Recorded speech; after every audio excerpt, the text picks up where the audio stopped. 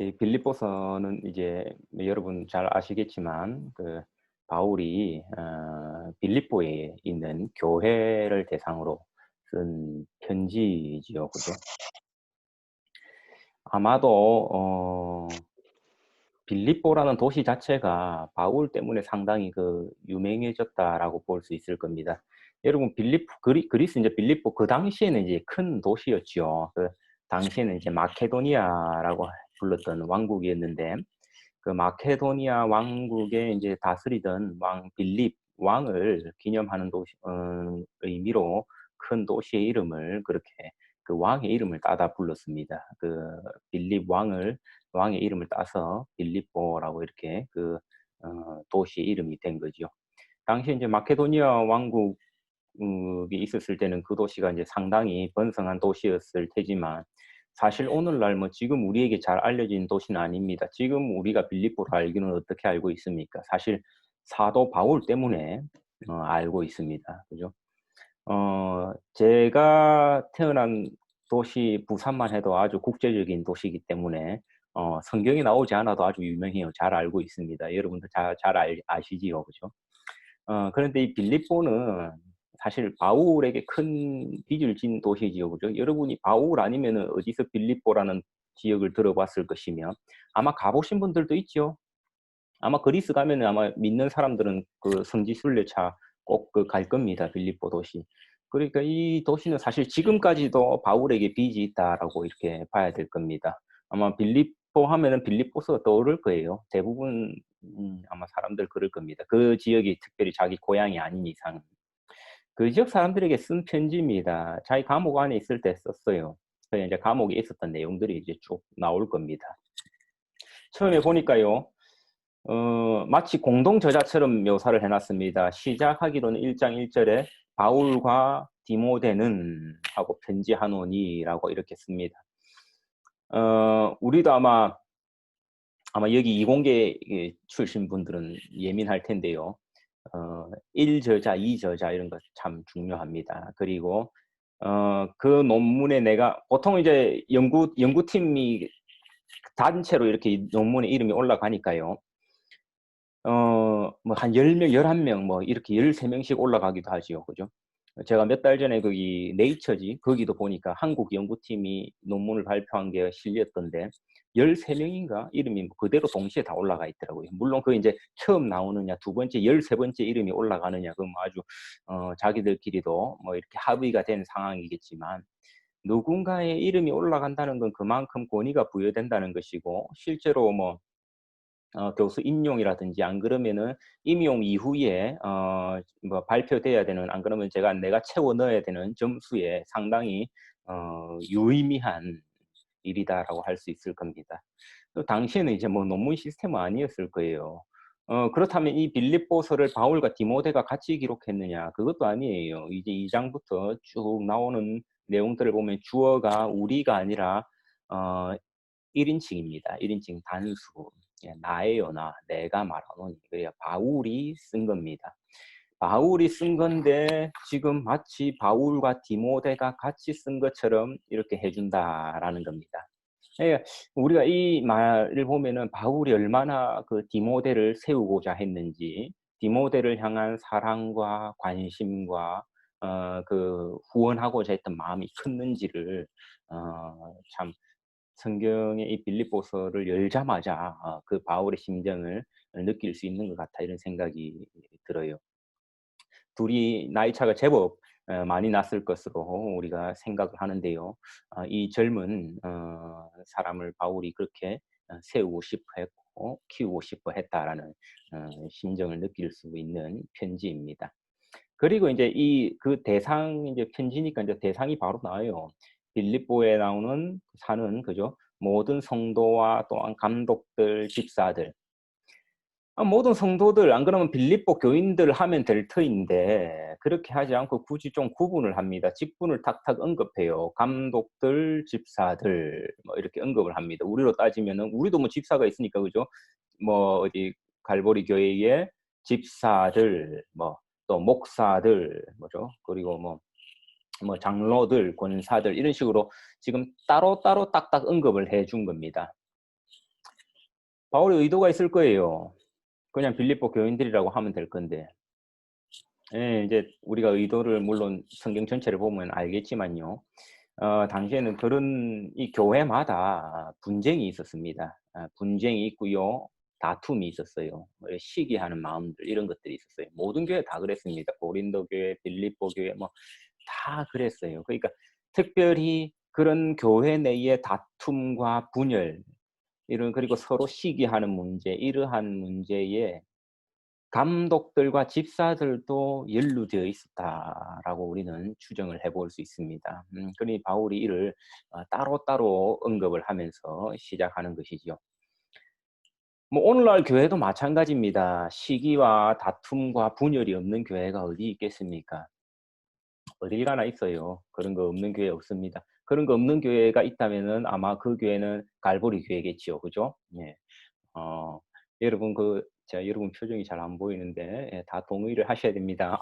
다들 웃음들이 그죠? 예. 그렇게 진심으로 느끼는 그런 웃음이네요. 참 좋습니다. 예. 어 씁쓸한 웃음 아니지요 지금? 예. 그렇지요. 예. 제가 한 번씩 쭉 훑어가면서 여러분 표정을 한번 지금 봤습니다. 예. 아마 인제 '그런 교회가 지상에 있을까?' 싶긴 해요. 근데 제가 보니까 이 바울이 인제 그런 것들을 참 신경을 써 가지고 편지를 많이 썼는데 이 편지보다 더 효과 있는 게 뭔가 이렇게 생각해 보니까 '이 코로나 바이러스인 것 같다.' 이런 생각이 들어요. 코로나 때문에 서로가 보지를 못하니까 우리 여러 한인 교회들도 그렇고 맞죠? 다툼과 분열이 없습니다. 예 그죠? 보지를 못하니까. 이게 뭐 '코로나 때문에 이 코로나가 이 바울의 편지보다 더 효과적인가.' 이런 생각도 들기도 하네요. 뭐 하여튼 그런 일들 때문에 지금 구체적으로 언급을 하고 들어간 겁니다. 감독들과 집사들. 그죠? 그러면서 이제 축복을 빌고요. 오늘 우리가 읽은 본문이 시작되지요. "내가 너희를 생각할 때마다 나의 하나님께 감사한다."라고 이렇게 말을 합니다. 생각할 때마다 감사한다. 이 바울의 그 이 관점을 우리가 좀 느낄 수가 있어요. 여러분 그 빌립보에서 어떤 일들이 있었습니까? 바울이 진짜 빌립보 지방을 생각만 하면은 그 지역을 생각하면 '내가 진짜 감사하고 찬송이 넘친다.' 이런 일들이 있었어요? 그렇지 않았지요. 빌립보에서 소위 말해서 바울은 개고생했습니다, 개고생. 그죠? 거기서 물론 아무 교회가 세워지지 않았을 때 참 귀한 사람을 만나요. 그 루디아라는 그죠? 아주 갑부인 여인이었지요. 그 여인의 헌신으로 말미암아서 이제 교회가 이렇게 설 수 있게 되는데요. 그 서는 과정 가운데 바울이 엄청난 핍박을 당하고 어려움을 겪고 했습니다. 발에 차는 뭐랍니까? 뭐죠? 발에 차는 하여튼 발에 차는 수갑이 아니죠 그러면. 뭐죠? 발에 차는 거는? 예 뭐 하여튼 그런 거 예 뭐 찾고 예 맞아요. 찾고 요런 것들도 차게 되고 그런 고초를 당했다라는 겁니다. 여러분 그런 고난과 고생의 장소를 생각하는데 그곳에 있었던 너희를 생각할 때마다 하나님께 감사할 수 있습니까? 그러기 어려워요 여러분. 그러기 어렵다고요.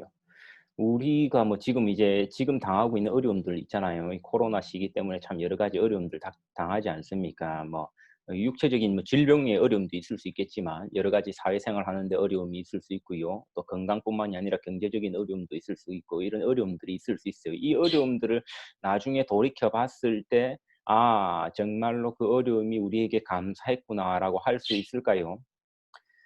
그런 고백은 쉽지 않습니다. 예. 보통은 좀 생각하기 어려운 그죠? 예. '아 내가 그때 감방에 잠깐 갇혔었는데 그때를 생각하면 하나님께 참 감사하다.' 이 참 쉽지 않은 그런 고백이라 할 수 있습니다.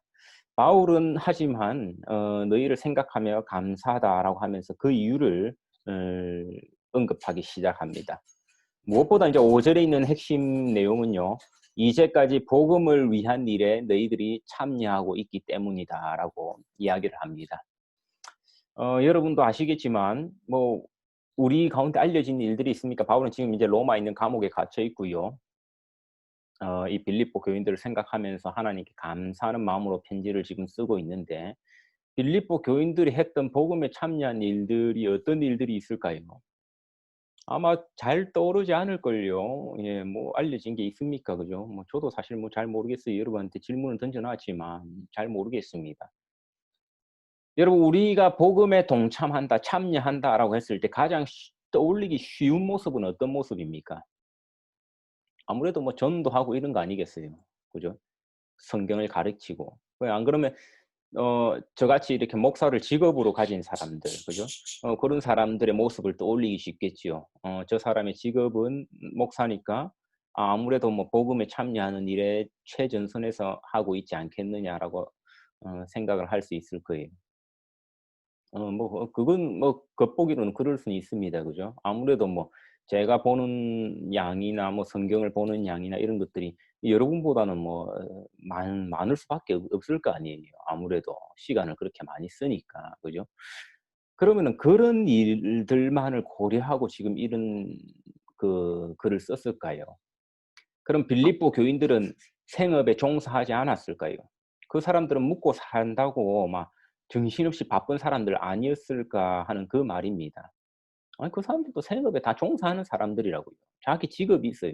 하루 종일 내가 시간 써야 되는 일들이 따로 있다고요. 그 뭐 말씀 전하고 하는 게 자기의 어떤 주 업무가 아니라 어떤 사람은 하루 종일 서 가지고 뭐 호떡을 구워 팔든지 뭐 붕어빵을 구워 팔든지 해야 될 것이고, 어떤 사람은 하루 종일 바다 나가 가지고 고기를 잡아야 했을 것이고, 그런 평범한 이 사람들이 모인 곳이 이 빌립보 교회였을 거라는 말입니다. 우리 교회의 모습도 마찬가지 아닙니까? 우리 교회들 뭐 누군들 뭐 하루 종일 앉아서 뭐 성경 보고 뭐 기도하고 이렇게 할 수 있는 분들이 있어요. 우리 다들 그 또 돈 벌러 나가야 되고, 아이들 또 공부하러 나가야 되고, 또 뭐 집안일 또 뭐 하면은 뭐 하루 종일 뭐 움직이다 보면은 뭐 티도 안 나지만 시간은 훌쩍 가 있고, 다 그렇게 생활하잖아요. 왜 무슨 여기에 복음을 위한 참여한 일이 있다라는 겁니까? 그러니까 우리가 이러한 생각을 할 때에 너무 이렇게 겉으로 드러난 모습들, 그리고 우리가 쓰는 이 물리적인 시간의 양들 이런 데 매이지 말아야 한다라는 겁니다. 지금 바울은 없는 소리 하는 게 아니에요. 아무래도 편지 시작이니까 너희들 기분 좋은 말을 내가 좀 써 주고 해야겠다라는 것이 아닙니다. 바울은 실제로 이렇게 생업에 종사하고요. 어떤 사람들은 아마 바빠 가지고 하루에 10 분도 무릎 꿇고 이렇게 기도할 시간도 없는 사람들도 있었겠지만 이들을 복음에 참여한 자라고 부르고 있습니다. 왜요? 우리가 시간을 쓰는 데 있어서 다 우리가 어떤 생업을 하든 우리가 복음 안에 거하고, 또한 예수 그리스도의 심장이라고 했죠. 자기가 가진 심장을. 그 심장을 가지고 살아간다면은 그 모든 것들이 복음에 대한 참여가 된다라고 생각을 한 것이지요. 그런 맥락에서 우리는 6 절에 나오는 착한 일을 이해할 수가 있습니다.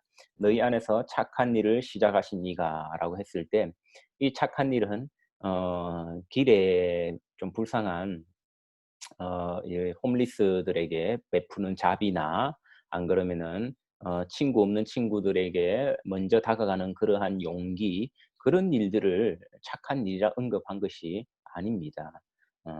여기서의 착한 일은 그런 자선 행위 이런 것들을 말하는 것이 아니에요. "너희 안에서 착한 일을 시작하시니"라고 했을 때 이 전체 성경의 맥락을 보면요. 이 일은 교회를 세운 일을 우선적으로 바울은 가리키고 있습니다. 그러니까 그 빌립보 교회, 그 지역의 교회를 세우기 위해 우리가 헌신하고 모였던 그런 일들을 말을 하고 있다라는 겁니다. 여기서는 자선 행동 이런 것이 아닙니다. 그래서 우리가 이 6 절을 보면서 착한 일 해 가지고 우리가 열심히 자 자선 행동합시다. 뭐 어려운 사람 도웁시다. 이렇게 해서는 안 된다는 겁니다. 그거는 음 엉뚱하게 읽는 거고요. 여기서 가리키는 말은 교회를 세운 일을 말하는 겁니다. 여러분, 우리가 교회를 세운 일을 참여했다라고, 교회를 세운 일이 착한 일이라고 바울이 지금 언급을 한다는 것을 이해를 하면요. 앞에서 복음을 위해 참여한 일을 우리가 이해할 수가 있습니다. 여러분, 교회는요. 왜 사도 혼자서 세울 수 있는 일이 아니거든요. 감독 혼자서 세울 수 있는 일이 아니라고요. 교회는 모든 성도들이 함께 모여서 세우는 겁니다. 그건 건물을 말하는 건 아니에요. 그 모임을 말하는 겁니다. 우리 지금 물론 교회가 건물이 있지만 지금 건물은 필요가 없잖아요. 지금 교회 건물 안에 있는 분 계십니까? 아무도 없죠. 저도 없으면 저도 지금 집인데 뭐. 우리 지금 교회 건물 없는 교회를 이루고 있습니다. 그죠? 이름만 있어요. 런던 갈보리 교회. 그죠? 지금 교회 건물이 없는 상태입니다. 그죠? 아니 물론 있어요. 지금 놀라지 말고요. 예예. 예. 지금 무슨 말을 하는지 알지요. 그죠? 예. 그러니까 그 건물하고 상관없이 이 모임, 지금은 온라인으로 모여 있는 이 모임 자체를 우리가 교회라고 한다는 겁니다. 그러니까 이 교회를 세우기 위해 동참한 모든 자들은 복음에 참여한 자라 할 수 있겠지요. 거기서 우리는 그리스도의 몸 된 교회가 얼마나 중요한지 다시 한번 생각해 볼 수 있다라는 겁니다. 심지어 내가 일주일 동안 살아가면서 내 입으로 복음의 복, 안 그러면은 뭐 그리스도의 말씀을 믿지 않는 자들에게 한마디도 입에 떼고 전하지 않았다고 할지라도 우리가 그리스도의 몸 된 교회를 이루기 위해서 함께 예배하기 위해서 모이고, 요즘 같으면 모인다고 말하면 안 되겠네요. 뭐 이렇게 접속을 하고 이런 행동 자체가요, 복음에 참여한 일이다라는 것입니다. 이 복음에 얼마나 이 참 우리 사고방식을 뛰어넘는 놀라운 원리인지 모릅니다. 그러니까 이런 일은 마땅히 칭찬받아 야 한다라는 이 바울의 생각이 들어 있습니다. 그러니 바울이 이러한 일들을 생각할 때마다 하나님께 감사할 수 있었던 것입니다. 물론 본인 스스로는 되게 고생했지요. 고초를 겪고 감옥에 갇히고 매 맞고 그 착고를 차고 막 이런 고생을 했던 기억이 있는 것이지만 더 이상 그 기억이 자기에게 고통의 기억이 아니었던 것입니다. 이곳에 교회가 서가는 것을 보니 드디어 감사의 제목으로 바뀌고요. 기쁨이 되게 된다라는 겁니다. 7절에 가면은 이제 그런 내용들을 구체적으로 이제 언급을 하기 시작하지요. 이렇게 생각하는 것이 마땅하다라고 합니다. 이렇게 생각하는 것 당연한데 너희들 그 왜 그런지 아니? 하면서 그죠? 나의 매임과 복음을 변명함과 확정함에 너희가 다 나와 함께 은혜에 참여한 자가 됨이라고 말씀을 하고 있습니다. 여러분 알겠지만 우리가 공동체를 이루면요, 사람들의 모임의 특징들을 하나씩 보게 됩니다. 저도 예전에 저를 이렇게 참 여러 가지 물심양면으로 이렇게 도와주셨던 분이 좀 어려움을 당했던 적이 있었는데요. 그 가운데 그런 말씀을 하신 게 참 기억이 남습니다. 내가 잘 나가고 정말 이 세상에서 이렇게 참 부귀영화를 그나마 이렇게 누렸을 때는요, 사람이 그렇게 많더라는 겁니다. 그렇게 사람이 많더래요. 예, 자기가 쳐낸다고 바쁘는 거지요. "한번 만나 주십시오." 했을 때 쳐낸다고 바쁜데 어려움을 딱 겪게 되니까 사람이 우르르르 다 떨어져 나가더라는 겁니다. 사람이 다 떨어져 나가 버리더래요. 네. 그래요. 사람이요, 이렇게 있다가 감옥에 가잖아요. 감옥에 갇히면은 다 떨어져 나가는 겁니다. 오히려 감옥에 갇힐 일은 사실 뭐 잘 없으니까요. 일하다가 내가 인제 정년돼 가지고 정년 퇴임해 버리면은 사람들 뭐 우르르르 다 떨어져 나가 버린다라는 겁니다. 그런데 우리 빌립보 성도들이 그렇게 했냐라는 거죠. 그렇게 하지 않았다라는 겁니다. 7 절에 보니까요. 나의 매임과, 그죠? 나의 매임과 복음을 변명함과 확정하며 너희가 나와 다 함께 참여하였다라는 겁니다. 바울이 매였을 때, 예, 감옥에 갔을 때라는 말이거든요. 그 감방에 갔을 때도 이 빌립보 성도들은 어 함께 은혜로 참여하는 그런 모습을 보여주었다라는 것이죠. 이 사실 어려운 일입니다. 어려운 일이에요. 나에게 좋은 일이 있고요. 내가 정말로 뭐 인제 좀 이 세상에서 정말 좀 반짝이는 시기가 왔다 싶었을 때요, 내 주변에 사람들이 생기는 거 그거 당연합니다. 그건 당연해요, 여러분. 여러분의 인성이 어떻든 간에 상관없어요. 인성이 어떻든 평소에 무엇을 어떤 모습으로 살아왔든, 평소에 내가 이기적으로 살아왔든, 뭐 내가 내 것만 알고 살아왔든 이런 거 상관없어요. 여러분이 딱 한번 성공의 가도를 밟는 순간요, 사람들은 옆에 붙기 마련입니다. 아무리 성질이 더럽고 막 "저거는 지만 아는 사람이다." 이런 소리를 듣는 사람도요, 예를 들면 뭐 어디 어려운 고시 같은 거 하나 탁 붙은 순간요, 사람들이 붙습니다. 사람들이 붙는다고요. 여러분 근데요. 희한하게도 내가 매이는 순간 있지요. 세상에서 매이는 순간 사람들이 후루루루 떨어져 나갑니다. 여러분 그거는 어디서나 볼 수 있는 현상이다라는 겁니다. 근데 어디서 볼 수 없었습니까? 빌립보 성도들은 그렇게 하지 않았다라는 것이죠. 그죠? 예. 빌립보 성도 교회는 그렇게 하지 않았다라는 겁니다. 여러분 이 교회라는 공동체는요. 그런 데서 그리스도의 생명이 드러난다라는 겁니다. 매였다고 해서 그죠? 또 어려움을 당한다고 해서 그렇다고 해서 우리가 사람을 쉽게 저버리지 않는다라는 겁니다. 사랑하는 마음을 접어버리지 않는다라는 것입니다. 그 사람과 거리를 두지 않는다라는 것입니다. 하지만 그러한 모습들이 얼마나 어려운지 여러분 잘 아실 거예요. 그죠? 지금도 그렇잖아요, 지금도. 코로나 시국 때문에 사실 우리가 뭐 특히 한국 같은 경우 한국 뉴스를 보면은 교회가 인제 뭐 비난을 많이 당하고 뭐 이런 일들이 있는데요. 또 마땅히 인제 비판받아야 될 모습도 있긴 한데 더 마음이 아픈 건 뭐냐니까 목회자들끼리 성도들끼리 자기들끼리 더 싸워요. 더 비난하고. 네. '아 우리 교회는 이래 안 했는데 저 교회는 저렇게 하는구나. 저 교회 때문에 전체 교회 다 욕먹는다.'고 막 그 교회 싸잡아 비난하고. 자기들끼리 더 싸웁니다. 자기들끼리. 우리 신사 참배했을 때 그러지 않았습니까? 우리 인제 뭐 신사 참배에 반대하는 목회자들은 이미 노회에 못 들어오게 했어요. 노회에 못 들어오게 해 가지고 이제 문을 닫고 이제 노회에 결의를 해 가지고 한국 교회는 신사 참배를 우상 숭배로 생각하지 않는다 해 가지고 결의해 가지고 모든 교단이 뭐 다 그랬지요. 모든 교단이 이제 그렇게 결의했을 때 인제 신사 참배 반대하는 이제 그 소수 목사님들은 이제 그 감옥 가서 좀 고생을 했습니다. 예 고생을 했는데 뭐 여러 가지 또 나오고 나서도 잡다한 소리들이 있었잖아요. 그죠? 그 감옥에 나온 사람들은 나온 사람들끼리 다시 교단을 세워 가지고 주로 인제 고신측 교단이죠. 고신 재건 이쪽인데 그쪽 교단을 세워 가지고 교단을 세워 나가고. 예 또 밖에서 신사 참배에 참여했던 사람들은 저 사람들은 그리스도의 신장이 없다. 그리스도의 사랑하는 마음이 없다. 아니 왜 우리를 정죄하느냐. 그죠? 왜 우리를 정죄하느냐. 너희는 그리스도의 사랑으로 우리조차 신사 참배에 찬성했던 우리조차 품어 줘야 되는 거 아니냐. 예 뭐 그런 식으로 해 가지고 끝없이 이렇게 분열된 역사를 가지고 있지 않습니까? 그 어려움들 이런 것들이 있으면 사람들이 참 분열하기 쉽다라는 겁니다. 하지만 빌립보 교회는 그러지 않았다. '그러지 않을 것이다.'라는 바울의 믿음이 있었다라는 거죠. 8 절에 보니까 "내가 너희를 얼마나 사모하는지 하나님이 내 증인 된다."라고까지 말을 합니다. 바울이 이들을 사랑하는 마음이 그토록 진실했다라는 것이죠. 우리도 뭐 오랫동안 이제 몇 달 동안 우리 인제 조만간에 이제 뭐 우리가 현장 예배 이제 로 이렇게 모일 수 있을 것 같은데요. 그래도 오랫동안 몇 달 동안 우리가 서로 못 봤습니다. 못 보고 하면서 우리가 같이 이제 좀 모여서 또 새로 이렇게 교회를 또 섬겨 나가야 될 이 비전들을 마음에 품었으면 좋겠다 싶은데 무엇보다 이런 공동체가 되기를 사모해 봅니다. 어려움이 있든 또 좋은 일이 있든 사실상 바울이 지금 "너희를 생각할 때마다 감사한다." 했을 때는 어려움밖에 없거든요.